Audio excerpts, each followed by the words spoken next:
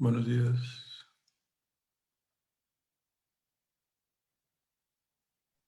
Buenos días, doctor. Hola, doctor, buen día. ¿Cómo está? Déjenme nada más, lo pongo esto en la página del servicio.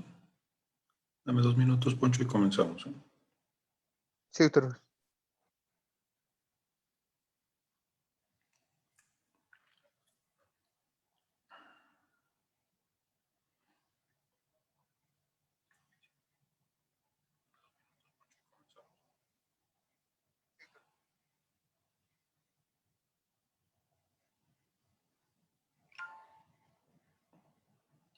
Sí. ¿Listo, Poncho? Correcto.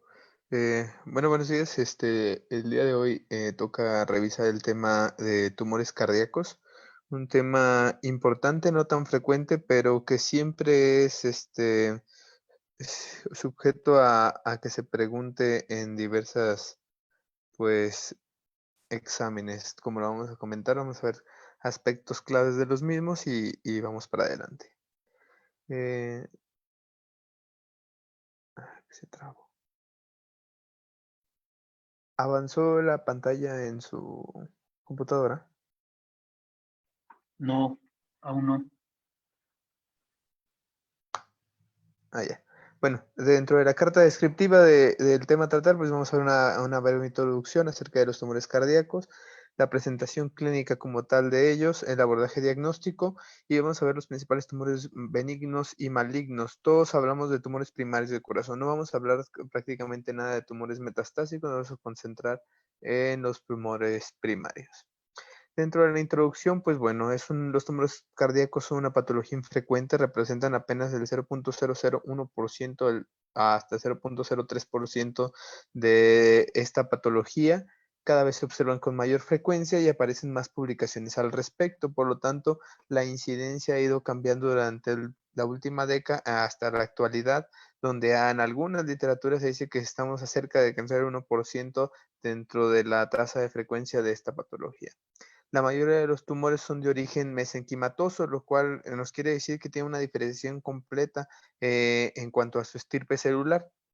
El 75% de esta patología de los tumores cardíacos son de origen benigno, representando aproximadamente el 50% por el mixoma, y el 25% restante son de origen maligno, principalmente los sarcomas y los linfomas.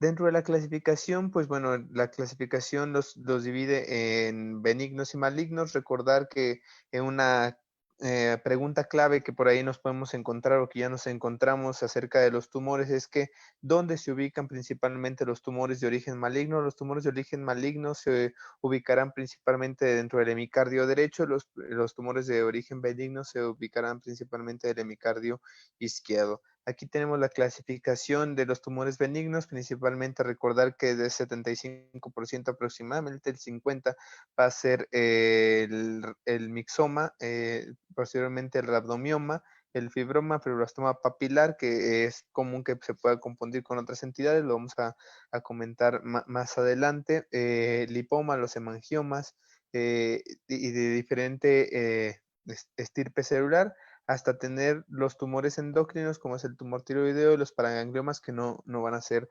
motivo de discusión en esta charla. Y los tumores primarios malignos, a recordar, son los sarcomas principalmente. De estos, aproximadamente el 30%, 40% de ellos van a estar ubicados principalmente por el angiosarcoma, seguido por el rhabdomiosarcoma. Recordar que tenemos también de segunda incidencia los linfomas y los teratomas. En cuanto a la presentación clínica de los tumores cardíacos, pues realmente la presentación clínica puede ser muy vaga, tener demasiada sintomatología o pueden estar los pacientes asintomáticos. Y la sintomatología cuando llegan a tener estos pacientes es tan variada que se les ha apodado los grandes simuladores, así como conocemos que la tuberculosis es la gran simuladora, el herpes es la gran simuladora, pues en este caso, en el ámbito cardiológico, los tumores cardíacos son los apodados, los llamados simuladores cardíacos, debido a esa gran entidad de manifestaciones clínicas son las que pueden cursar.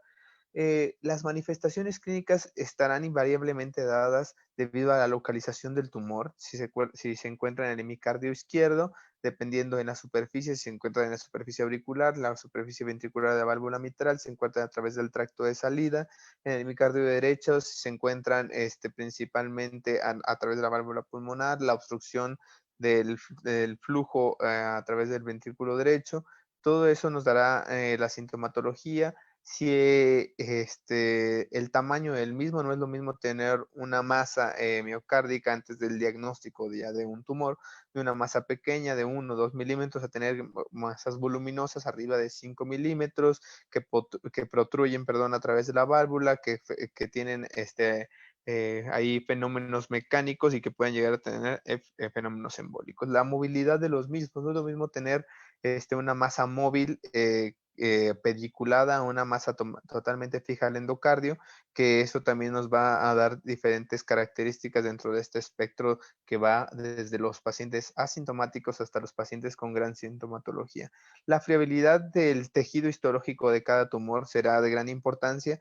Habrá tumores que sean predominante embolígenos y a otros tumores que no tendrán esta característica, y los que tienen una gran variedad de síntomas, y estos hallazgos clínicos van a ir más frecuentemente encaminados al desarrollo de insuficiencia cardíaca dentro de lo que comúnmente se presenta, lo cual es el mixoma.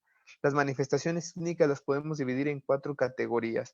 Estas categorías van a ser manifestaciones sistémicas, manifestaciones embólicas, manifestaciones cardíacas como tal y los fenómenos secundarios a enfermedad metastásica. Hablando ya un poco acerca de las manifestaciones sistémicas, pues recordar que estas manifestaciones sistémicas van a ser totalmente vagas, poco específicas de un tumor, sino que las podemos encontrar en diversas patologías, y de ahí el gran reto diagnóstico que representa esta entidad.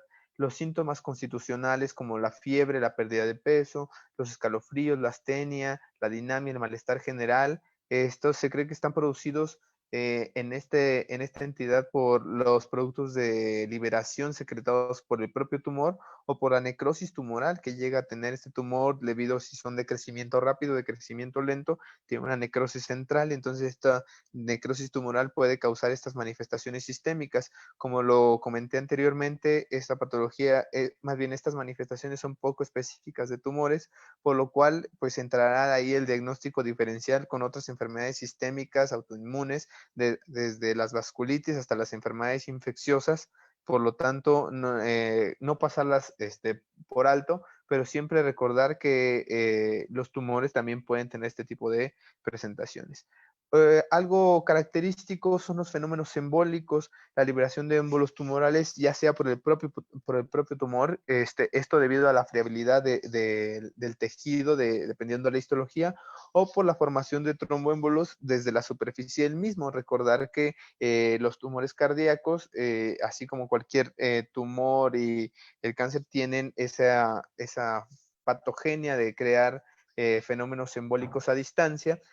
¿Cuál es la localización más frecuente de la embolización de origen cardíaca por un tumor miocárdico? Pues uno pensaría que podría ser el pulmón y desarrollar tromboembolia pulmonar, sin embargo no es así. La localización más frecuente de las embolias sistémicas es el encéfalo, que representa hasta el 40%, de los cuales se observa una afectación a ambos hemisferios y de múltiples regiones. He aquí algo importante. Recordar que este tipo de pacientes son de mediana edad, de una década entre la quinta, sexta, séptima década de la vida. No es nada infrecuente que este tipo de pacientes lleguen con déficit neurológico, principalmente ataque isquémico transitorio. Entonces, no solo ir en este tipo de pacientes en busca de fibrilación auricular, comunicación interventricular, sino que también ir encaminado a la búsqueda de tumores cardíacos como tal. Las manifestaciones cardíacas van a ir en cuestión a la interferencia mecánica del flujo sanguíneo. Este flujo sanguíneo puede ser aurículo a ventrículo o ventrículo a la circulación sistémica y o a la circulación coronaria como tal. Pueden causar manifestaciones desde insuficiencia cardíaca estadio 1 o 2 hasta pacientes muy sintomáticos que van a simular insuficiencia cardíaca y predominantemente del sitio de ubicación. Recordemos que el mixoma es el más frecuente y su ubicación es la aurícula izquierda, lo vamos a ver más adelante. Pueden simular una estenosis mitral, entonces las manifestaciones van a ser muy, muy similares a la estenosis mitral. También pueden tener alteraciones de la conducción, de esto dependiendo de la invasión del mismo. Recordar que si es tienen pedículo, no tienen pedículo, si están infiltrando totalmente el miocardio, solo están sobre la pared del mismo. Si esa infiltración va a afectar el sistema de conducción, puede ir desde bloqueos auriculoventriculares a presentar taquiarritmias como tal. Y pues las manifestaciones, si no la más común, lo que vemos más frecuentemente es la acumulación de líquido pericárdico como una de las manifestaciones de una masa miocárdica, en este caso un tumor cardíaco. Los tumores auriculares izquierdos, ¿qué manifestaciones clínicas nos darán? Principalmente manifestaciones de insuficiencia mitral, estenosis mitral, van a poder evolucionar también como presencia de astenia, dinamia, disnea, ortopnea, disnea paroxística nocturna, tos, hemoptisis. Si vean, son cuadros bastante vagos, poco específicos, pero todos en base con insuficiencia cardíaca y patologías valvulares dependiendo del sitio donde se originen. En cambio, los tumores del hemicardio izquierdo, en este caso de la aurícula, principalmente van a ser manifestaciones de astenia, edema periférico, ascitis, hepatoesplenomegalia, elevación de la presión venosa yugular, y esto lo podremos denotar con la presencia de ondas A prominentes. En cuanto al abordaje diagnóstico, el abordaje diagnóstico es todo un reto diagnóstico, como ya lo comentamos antes. Se tiene que hacer una historia clínica bastante exhaustiva, totalmente interrogada a los factores de riesgo, antecedentes familiares. El antecedente familiar de un tumor cardíaco ya te da un riesgo de tú tener también un tumor cardíaco. Entonces, una adecuada historia clínica, como en todas las patologías, no solo en la cardiología, sino en la medicina, nos va a dar gran parte sobre el enfoque diagnóstico que hay que tener y nos podrá ya ir dando una idea de qué debemos de ir buscando. Afortunadamente tenemos a la mano diferentes herramientas diagnósticas, en este caso como el ecocardiografía. Si gran parte de el cambio y la incidencia durante la última década de esta patología es por el uso de la ecocardiografía, de la que se utiliza cada vez más de manera rutinaria y se han hecho de manera de screening y se documentan masas que al final de cuentas terminan con diagnóstico de tumor. Entonces, el método de evaluación principal e inicial siempre es la ecocardiografía. En todos esos pacientes que tienen síntomas, algún factor de riesgo, como lo es el antecedente familiar, entonces esos tipo de pacientes que te debutan con insuficiencia cardíaca, ese tipo de pacientes que llegan con EBCs, hemisféricos, de origen múltiple. Entonces ya sabemos, la ecocardiografía es parte importante y el pilar diagnóstico del mismo, y esto nos va a poder diferenciar una masa cardíaca. El término de masa cardíaca es tan vago como decir un ovni. Se ha utilizado cuando hay una estructura no definida dentro de una cámara cardíaca. Entonces, decir una masa cardíaca prácticamente no te dice nada en cuanto a la etiología diagnóstica.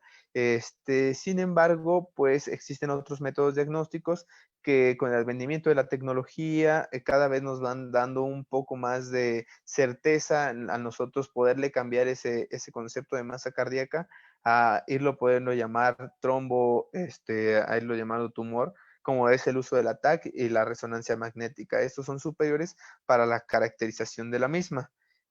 Voy a dejar un poco de compartir pantalla para cambiarme un poco de presentación. Otra presentación que ya tenía preparada por acá.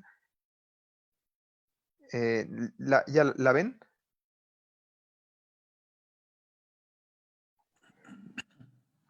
No, Poncho, estamos en ¿En la misma? Ujú. Ok.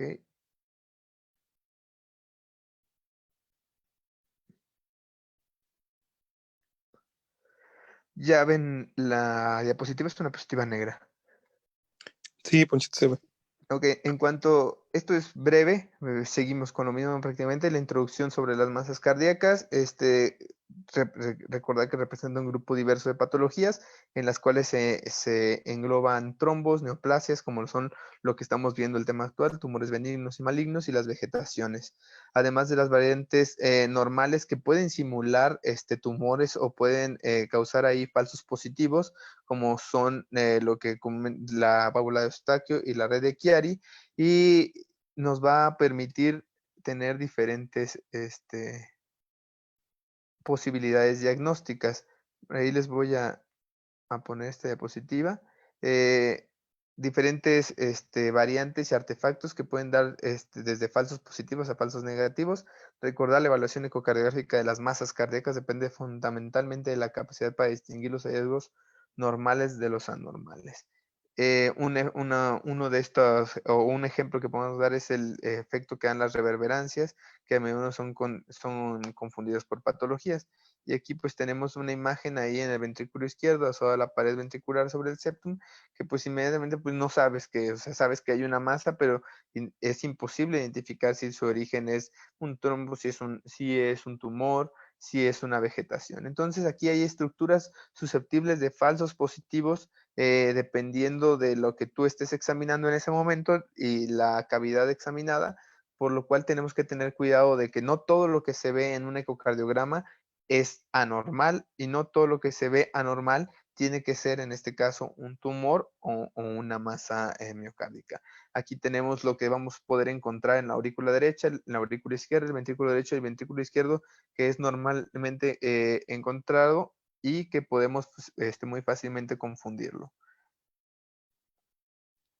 Ok, voy a regresar a la presentación que teníamos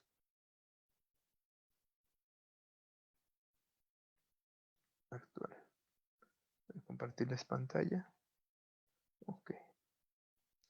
Muy bien, entonces en cuanto el abordaje diagnóstico, ya tocamos eso de la masa cardíaca, ya sabemos lo que es normal encontrar, que tenemos que tener cuidado de que no nos represente un falso positivo para nuestra interpretación diagnóstica, y pues tenemos las técnicas diagnósticas, ¿no?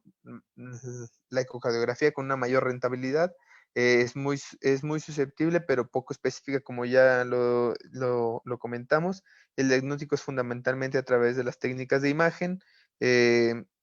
La tomografía computada nos puede nos puede hablar del grado de calcificación de la misma masa que hay en ese momento a estudiar.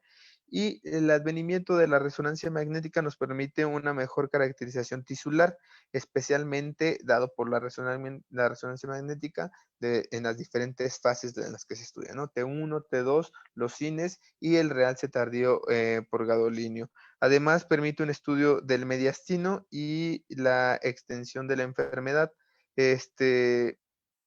La biopsia no se recomienda ante la posibilidad de embolización. Entonces, no está indicado de primera instancia, se puede realizar, pero existe siempre el riesgo de embolizar ese tumor en cuestión. Entonces, recordar que dentro de las técnicas diagnósticas, la ecocardiografía tiene mayor rentabilidad, pero la resonancia magnética actualmente se posiciona como la herramienta número uno para poder mejor caracterizar tisularmente esa masa y que nos da mejor rendimiento diagnóstico.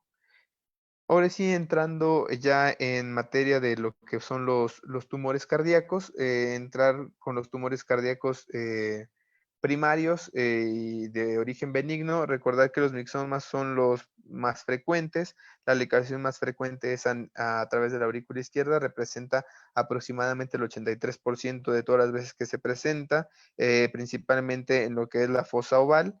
Existen descripciones en la literatura de que se encuentran desde localizaciones raras, que son las ventriculares. La clínica fundamentalmente se va a basar en fenómenos embólicos, dependiendo de los territorios arteriales que han sido dañados. Hasta el 20% de los pacientes con mixoma presentan accidentes cerebrovasculares y predominantemente este tipo de presentación clínica va a ser en varones. Recordar que esta etiología es más frecuente en mujeres, representa el 64% de toda esta entidad, con una edad que va desde los 50, 55 hasta 60 años de edad, y tiene la incidencia pues, prácticamente la de todos los tumores de origen miocárdico. La clínica, el 67% de los pacientes debuta como si se estuviera tratando de una insuficiencia cardíaca debido a una estenosis mitral, como ya lo comenté anteriormente, el 20% de las manifestaciones clínicas corresponden a accidentes cerebrovasculares y esto es más común en hombres. ¿Tienen síntomas constitucionales? Sí, sí tienen síntomas constitucionales. Se dice que es el tumor que mayormente se presenta con síntomas constitucionales debido a la liberación de interleucina 6 que nos puede dar toda esta gama de síntomas que hemos comentado anteriormente. Respecto al aspecto histológico, el aspecto macroscópico, pues regularmente esta entidad va a ser de implantación de una base ancha. El anclaje va a ser predominantemente en la fosa oval, hasta el 78% de todos los mixomas. Van a tener una superficie friable, por lo cual le comentamos que es muy probable que puedan presentar manifestaciones de origen embólico o pueden tener otro tipo de superficie, ya sea vellosas o lisas, por las cuales van a tener esta característica de embolización.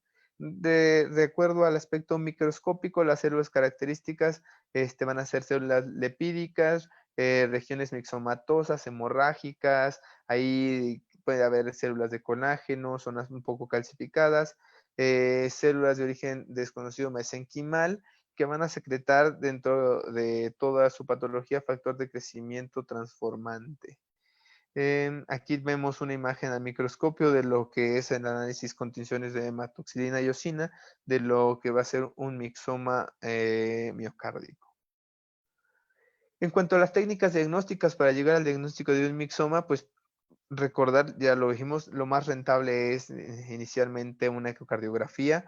Esta ecocardiografía nos puede dar datos clínicos como si es de origen pediculado o no. Es la herramienta más valiosa para el diagnóstico.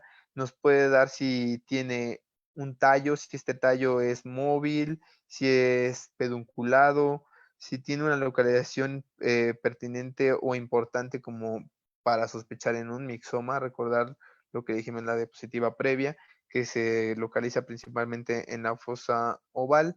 Si tiene la superficie irregular, si tiene ecos heterogéneos, cuánto es su crecimiento, ya sea si se le está dando seguimiento a esa masa cada 6 meses, anualmente. Realmente el crecimiento varía de unos 14 gramos eso y 1.8 centímetros al año.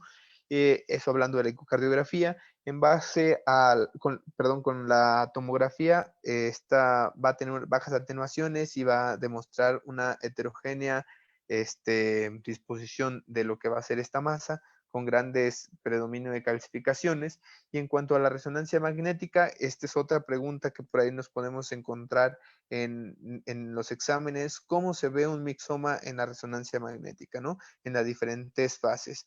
Regularmente en T1 se ve isointenso, pero lo importante ver es en T2. Los mixomas, su comportamiento en la resonancia magnética en T2 son hiperintensos. Entonces, por ahí ya nos encontramos esta pregunta, cómo se ven los mixomas en la resonancia, isointensos en T1 predominantemente, hiperintensos en T2. Las áreas calcificadas de los mixomas se verán hipointensas y el realce heterogéneo al medio de contraste, en este caso con gadolinio. En cuanto al tratamiento y el pronóstico del mismo, pues bueno, el tratamiento es quirúrgico y debe ser un tratamiento precoz. El riesgo emboligénico durante la cirugía es moderado a alto y la mortalidad, ya sea perioperatoria o transoperatoria, es menos del 5% y se estima que a 7 años de haber realizado esta cirugía, se estima que la mortalidad no sobrepasa el 7% de lo mismo. Las recurrencias de tener un segundo mixoma esta es otra pregunta de examen por ahí. Ronda por ahí entre el 3 al 5%. Las últimas literaturas que vi menciona así dato contundente, 3% de recurrencia del mixoma. Y esto va a ir de acuerdo a la resección incompleta del tumor. Recordar que pues si tú dejas ahí células tumorales, pues la recurrencia es más frecuente. Pero si nos llegamos a encontrar, nos llegamos a preguntar cuál es la recurrencia del mixoma, el 3% de todos los mixomas van a tener recurrencias. ¿Existen formas familiares de mixomas? Sí, claro que sí, sí existen las formas familiares de los mixomas. Estos van a estar presentes en diferentes entidades. La aparición de mixomas múltiples debe hacer sospechar una posible etiología hereditaria. Clásicamente se han englobado dentro de síndromes anteriormente llamados como síndrome de Lamb o síndrome de Naim. Actualmente ya se encuentran totalmente abandonados esos términos. Predominantemente ahora el síndrome de formas familiares de mixoma se denomina síndrome de Carney, que se debe indicar un estudio familiar en caso de que se presenten mixomas múltiples en pacientes jóvenes. Entonces, recuerda el síndrome de Carney debido a la mutación del PRKAR1A y los criterios diagnósticos incluyen léntigos con distribución típica, mixomas ya sea cutáneos, mucosos y cardíacos, alteraciones endocrinas y adenoma de mama. Todas estas alteraciones van a ser las constituyentes del síndrome de Carney, que es una manifestación de una enfermedad hereditaria de mixomas múltiples. Recordar que hasta el 100% de los mixomas son de origen familiar. Cambiando ya de tumor, otro tumor de origen benigno es el fibroblastoma. El fibroblastoma tiene una incidencia igual de baja que el mixoma. Vean ahí, alcanza 0.3% apenas en autopsias. Y de 1 a 7.9% de los tumores cardíacos pueden ahí presentarse de diferente distribución. La distribución va a ser predominantemente en hombres, hasta en el 55% de los mismos. Y va a ser una patología de la tercera edad. ¿A qué me refiero con la tercera edad? Pues arriba de los 60 años es la media de aparición, pero con una prevalencia en la octava década de la vida. La etiología, pues bueno, la etiología en cuanto a que si van a ser reactivas o no reactivas y de la etiología si va a ser a una martoma. La localización, lo más frecuente es encontrarlos en la válvula aórtica, hasta en el 36%, seguida de la válvula mitral, y otro tipo de localizaciones, la menos frecuente, es la válvula pulmonar. Voy a dejar también de compartir pantalla porque este es un tumor que regularmente se confunde con las excrescencias de Lamb en pacientes pues ya seniles. Entonces voy a mostrarles un video. Aquí vemos las excrescencias de Lamb. ¿Sí están compartiendo mi pantalla? Sí. Sí, Peña. Hasta con música se los había puesto, perdón.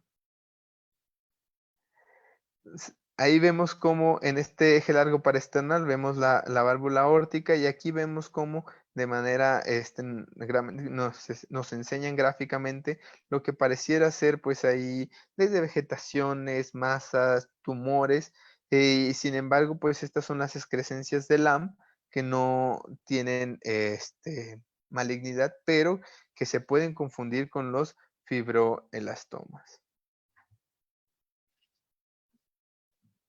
Ok, voy a dejar de compartir nuevamente mi pantalla para cambiarme a la presentación que estábamos viendo. Ok. Ya, ¿sí ven mi pantalla?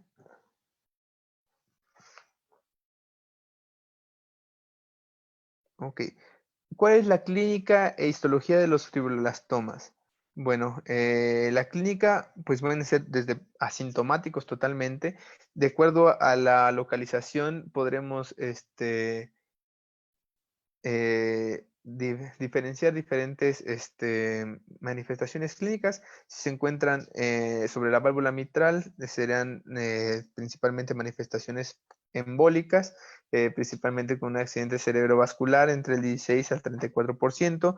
Si se presentan en la válvula aórtica, van desde muerte súbita por obstrucción coronaria y diferentes manifestaciones clínicas, desde muy raras, como son disfunción tiroidea, trombocitopenia, bloqueo auriculoventricular completo, y los factores de mal pronóstico de este tumor es la movilidad que pueden llegar a tener, ¿no? Ya lo hemos visto, entre mayor movilidad, mayor manifestaciones por obstrucción al flujo sanguíneo, y esto es un factor de mal pronóstico en esta entidad. Histológicamente, pues son de un tamaño variable, desde los 2 milímetros hasta los 7 centímetros, con una media estimada entre 9 más menos 4.6 milímetros. 43% son pediculados, con una forma de anémona, como lo vemos en la figura de abajo, y el endotelio que cubre la matriz de polisacáridos regularmente va a presentar epitelio de músculo liso, fibras elásticas y de colágeno. Existen diferentes series que establecen que la movilidad del tumor como el único factor de riesgo, como lo comenté anteriormente. Las manifestaciones clínicas predominantemente estarán dadas por el sitio de localización, pero si hay algo que le pueda dar como un pobre pronóstico o un muy mal pronóstico, es el grado de movilidad de esta entidad. En cuanto al diagnóstico y diagnóstico diferencial, como lo comenté anteriormente, pues el diagnóstico diferencial en este tipo de pacientes predominantemente seniles son las excrescencias de LAM, que van a estar filiformes en relación a unos puntos de cierre valvulares, como lo vimos en el video, van a ser múltiples y principalmente en la cara ventricular. Otra diagnóstico diferencial de esta entidad van a ser los mixomas. Recordar que una cosa que nos puede ayudar a diferenciar es la localización. Los trombos y las vegetaciones indudablemente van a ser todo un reto diagnóstico si lo vemos mediante ecocardiografía. Las técnicas diagnósticas, el ecocardiograma, recordar que es la herramienta más valiosa. Regularmente el ecocardiograma inicial siempre se hace un transtorácico, seguido de un transesofágico, de si es requerido o no. Son pequeños, irregulares, pero bien delimitados, seguramente pediculados. Su localización típica son únicos en el 91.4%, y hasta en el 69-70% se asocian a patologías valvulares. Cuando la sensibilidad o la rentabilidad diagnóstica que nos da el ecocardiograma transtorácico nos da una sensibilidad de 88.9% y una especificidad del 88% si esta entidad es mayor de 0.2 centímetros, creo que a 2 milímetros. Y en el transesofágico la sensibilidad va hasta 76.8 si es menor de 2 milímetros. En cuanto al ataque y la resonancia, pues son de mayor utilidad, pueden ver más pequeñas y nos dan una resolución temporal mucho mejor que el ecocardiograma. En cuanto al tratamiento, el tratamiento quirúrgico se considera un tratamiento curativo, no hay recurrencias. La resección son indicaciones controvertidas, pero siempre cuando se encuentren este tipo de fibroblastomas, sean muy sintomáticos, sean móviles, sean mayores de 1 centímetro, y en pacientes en los cuales el riesgo quirúrgico sea mucho mayor que el beneficio que se les va a dar, pues se recomienda la anticoagulación por las manifestaciones clínicas que hemos comentado anteriormente. Otro tumor primario es el lipoma. Tiene una incidencia de 0.002% a 0.28%, representa entre el 8 al 12% de todos los tumores cardíacos, no tiene una distribución por sexo o edad totalmente establecida. Dentro de su clasificación son el lipoma clásico, y la hipertrofia lipomatosa del septum.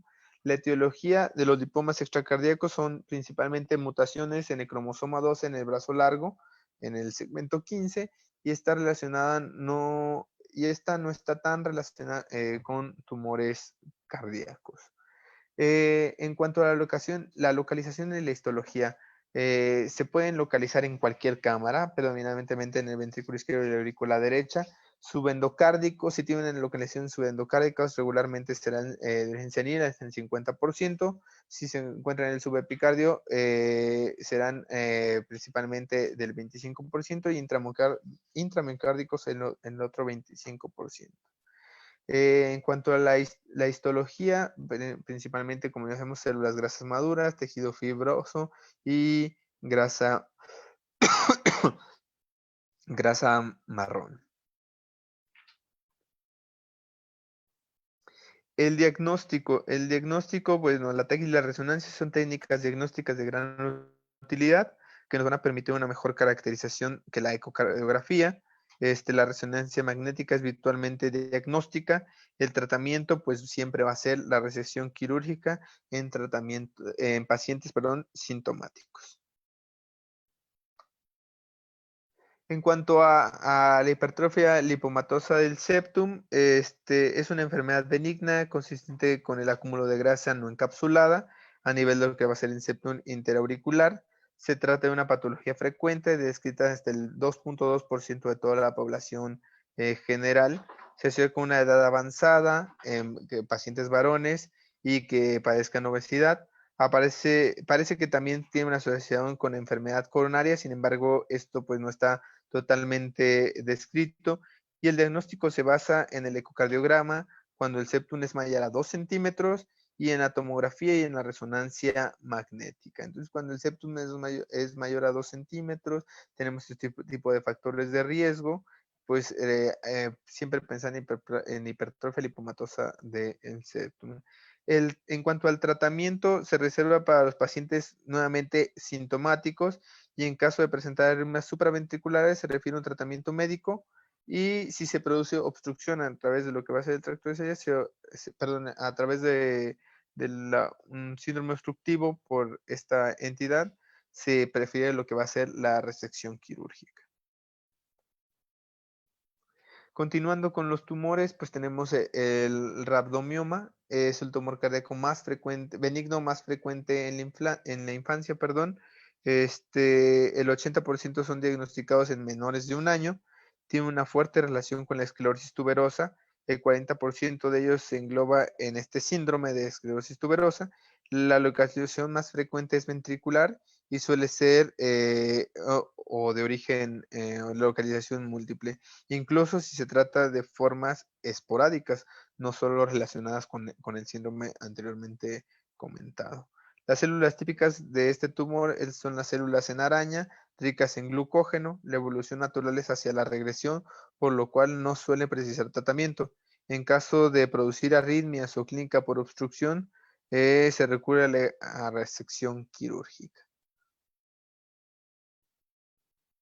Ya entrando en lo que van a ser los tumores malignos, recordar que los tumores malignos regularmente, el principal es el sarcoma, y dividido ahí en incidencia o frecuencia es el angiosarcoma en el 33%, el radomiosarcoma el 21%, mesotelioma el 16%, el linfoma en el 6%, hasta llegar a tumores realmente muy raros que representan menos del 1% de esta entidad, como lo es el leiomyosarcoma, el sarcoma sinovial. En cuanto a la clínica de los sarcomas cardíacos, es similar a la de los tumores primarios benignos, añadiendo síntomas por extensión. Algunas series refieren una incidencia precoz y frecuente de derrame pericárdico. Regularmente esto no es tan común en los tumores primarios, sino más bien en los tumores de origen maligno. La prueba de imagen permite determinar la resecabilidad del tumor y su extensión. Además, permite una aproximación diagnóstica inicial. El ecocardiograma es una prueba de alta rentabilidad, como hemos comentado anteriormente, que permite identificar tanto la función valvular y el grado de afectación del endocardio por el tumor. La TAC y la resonancia magnética permiten una mayor caracterización tisular y el estudio de la extensión. Ya lo comentamos, técnicas diagnósticas, lo que acabamos de ver, estudios especiales como son la coronografía, principalmente en pacientes mayores de 40 años, y el realización o no una ventriculografía, pues es peligroso debido al riesgo de embolizar la masa, en este caso los sarcomas. En cuanto al angiosarcoma, recordar lo que habíamos comentado o veníamos comentando, es el sarcoma más frecuente. Suele localizar a nivel de las cavidades derechas, especialmente a nivel de la aurícula. Esta es otra pregunta que por ahí nos hemos encontrado en los exámenes que hemos hecho. La localización más frecuente de los sarcomas, aurícula derecha, donde suele sustituir el tejido auricular sano y obliterar totalmente la cavidad. La extensión del tumor suele ser invadiendo estructuras contiguas y metastatizando. Principalmente el sitio de mayor metástasis es pulmón con una relación del 47 hasta 89%. La masa lobulada, van a ser masas lobuladas, abigarradas, con zonas necróticas y hemorrágicas y estructuras vasculares con células epiteliales anaplásicas. Entonces, ahí otro dato clave, lo que va a ser la ubicación de los sarcomas, o el angiosarcoma aurícula derecha. En cuanto al pronóstico y tratamiento, pues la supervivencia es realmente pobre. Es un tumor con una supervivencia al año del 10%. El tratamiento es quirúrgico acompañado de quimioterapia y radioterapia. Y en cuanto al trasplante cardíaco, pues bueno, no se consigue una posibilidad válida ante la alta tasa de recidiva. ¿Cuál es la quimioterapia que se va a utilizar en este tipo de pacientes? Pues principalmente los antracíclicos como la doxirubicina. Recordar que arriba de 600 miligramos son dosis tóxicas, por lo cual también pues, puede causar deterioro a la función ventricular del miocardio. Las recidivas, pues como lo comentamos, son altas. Hay registros españoles donde todos los casos de angiosarcoma tenían una recidiva invariablemente, el 100%. Continuamos con el rabdomyosarcoma. El rabdomyosarcoma es uno de los tumores cardíacos más frecuentes en niños y adolescentes. La clínica se diría fundamentalmente de lo que va a ser la disfunción valvular que produce. Son tumores con alta tendencia a metastatizar y recurrir y tienen una frecuencia pues ahí variable. Representan el 20% de lo que van a ser los sarcomas. En el momento del diagnóstico ya se encuentran en fases avanzadas desgraciadamente y tienen poco o muy pobre pronóstico al tratamiento médico y quirúrgico debido a la alta incidencia de recidivas. La clínica va a variar invariablemente desde síndromes obstructivos, invasiones valvulares, manifestaciones de insuficiencia cardíaca, ya lo hablamos, metástasis, principalmente a pulmón y a las cadenas linfáticas. Tiene una supervivencia muy pobre a un año, prácticamente igual, del 10% o menos. Hablando de lo que es el linfoma, los linfomas cardíacos son tumores muy poco frecuentes, se pueden presentar en pacientes inmunocomprometidos, aunque es más frecuente en pacientes con otro tipo de alteraciones. Lo más frecuente es un linfoma no Hodgkin, que engloba no únicamente el corazón, sino también al pericardio. Tiene una incidencia del 1.3% de todos los tumores cardíacos. Regularmente pacientes con HIV, posttransplantados, la media de edad es de 64 años y ligeramente con una tendencia mayor a afectar a los hombres. La localización, principalmente el hemicardio derecho, nuevamente aurícula y ventrículo derecho.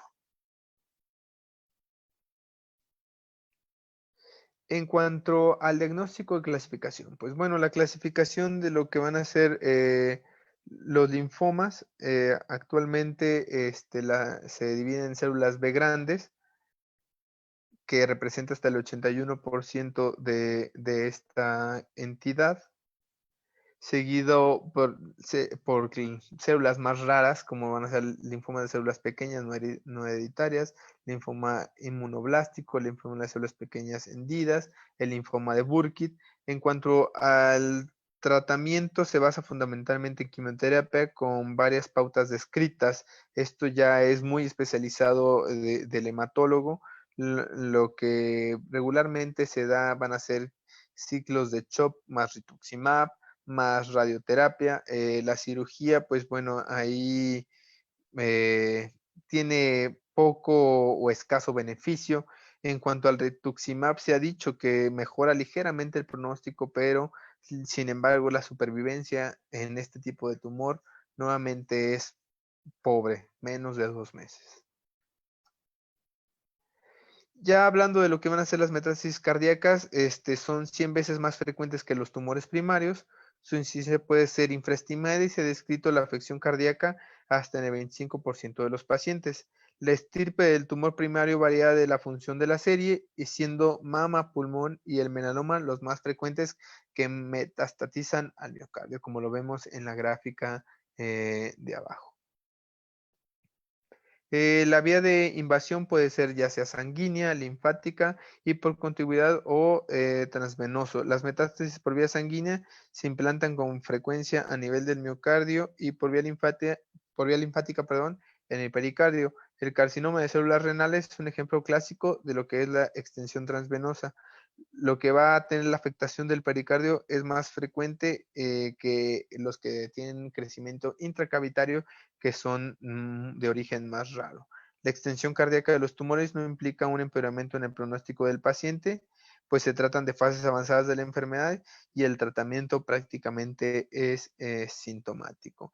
En cuanto el pronóstico, nuevamente el pronóstico va a depender de la neoplasia primaria, y únicamente el tumor o la metástasis, en este caso cardíaca, irá en cuanto a empeorar el pronóstico, como ya lo sabemos, con metástasis. El tratamiento, dependiendo de la situación, va a ir desde resección, embolización con coils, quimio y radioterapia. ¿Qué podemos englobar de los tumores cardíacos ya para concluir? Como lo hemos comentado, son patologías poco frecuentes. 75% de los tumores son de origen maligno, benigno, el 25% de origen maligno. El 50% de los tumores benignos están representados por el mixoma, regularmente localizado en la aurícula izquierda, en la fosa oval. El ecocardiograma es una prueba diagnóstica clave, si bien no es tan específica, sí es una prueba de gran valía para establecer la hipótesis diagnóstica y el inicio del protocolo de estudio. El tratamiento del mixoma y el fibroblastoma es curativo, y dentro de lo que podemos comentar de los tumores primarios malignos, regularmente todos son de muy, muy pobre pronóstico, la supervivencia a un año menor del 10%, hablando de los sarcomas, el angiosarcoma. La localización de los tumores de origen maligno, regularmente el hemicardio derecho, y principalmente el angiosarcoma de la aurícula derecha. Las metástasis cardíacas muy frecuentes, pero poca relevancia clínica. Entonces no le va a cambiar en nada el panorama pronóstico al paciente con metástasis cardíacas de otro origen de un tumor primario. Creo que podríamos concluir con datos claves: la recidiva del mixoma, el 3%, cómo se ve un mixoma en la resonancia magnética, isointenso en T1, hiperintenso en T2, la localización de los tumores malignos, principalmente el micardio derecho, los angiosarcomas, la aurícula derecha. Y pues creo que por mi parte sería todo. No sé si tengan comentarios.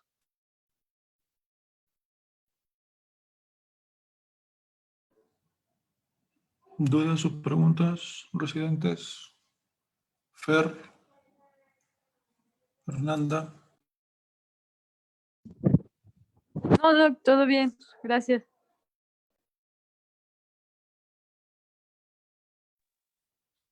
Ricardo, Miguel. No, doctor, yo creo que tienen la explicación, el resumen al final creo que es lo importante que los que nos debemos quedar. Por mi parte, pues no hay más preguntas. Sí, yo tampoco tengo preguntas. Creo que nada es importante recordar lo que mencionó Ponchito en repetidas ocasiones de los sitios más frecuentes de localización de los tumores, que es algo importante.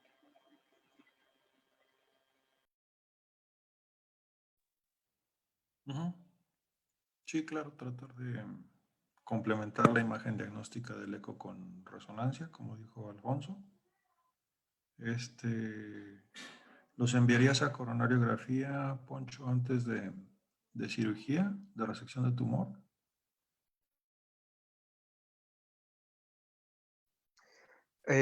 Híjole, eso no está tan bien descrito. Dentro de lo que leí, va dependiendo prácticamente de la edad. Como pacientes ya arriba de 50 años son prácticamente los que podrían tener indicación quirúrgica, pero así como tal una indicación de 1A, 2B, no encontré en lo que revisó de que a quienes sí se deben de enviar a coronariografía. Sí, acuérdense que ahí podríamos utilizar, en todo caso, tomografía, ¿verdad? Que pudiera ser una utilidad.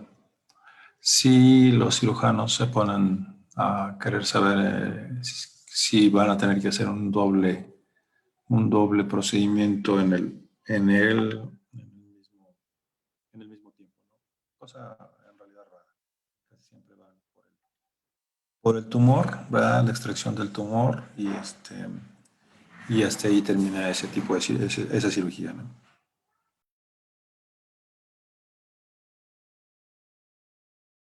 Bueno, entonces Correcto. Eric está de vacaciones, ¿verdad? Sí, doctor. ¿Se tomó la semana, Poncho, o 2 o cómo? No, nada más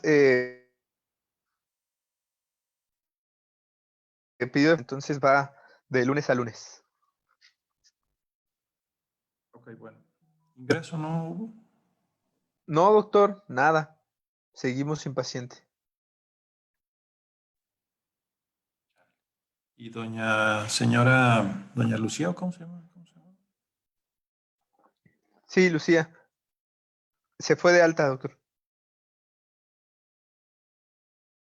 Bueno, ok, joven. Sí, se citó en una semana para ver si había concretado lo para cubrir lo de los costos.